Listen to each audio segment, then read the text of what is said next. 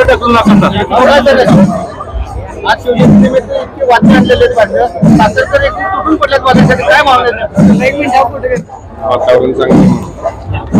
आज शिवजयंती महोत्सव समितीच्या वतीनं या मिरवणुकीचं सगळं नियोजन करण्यात आले.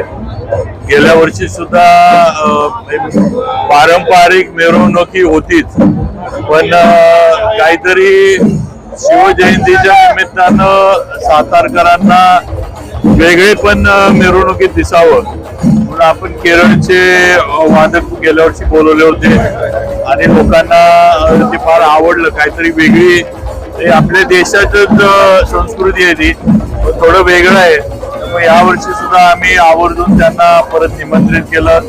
आज सर्व वादक इथं आलेत. नक्कीच सातारकरांना आणि शिवभक्तांना त्यांची कला जी आहे ही आवडली आहे. आपण बघतोय अभूतपूर्व उत्साहामध्ये शिवजयंतीचा सोहळा आज मिरवणुकीचा सातारमध्ये पार पडतोय.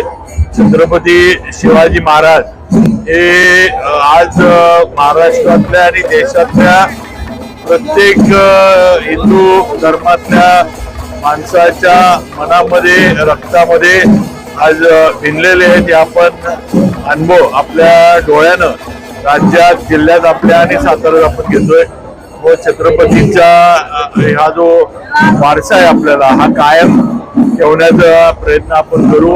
दरवर्षी अशाच पद्धतीनं मिरवणूक आपण करतो, त्यात वेगळे पण आणण्याचा प्रयत्न आमचा सर्व जे शिवजयंती महोत्सव समितीचा दरवर्षी राहील.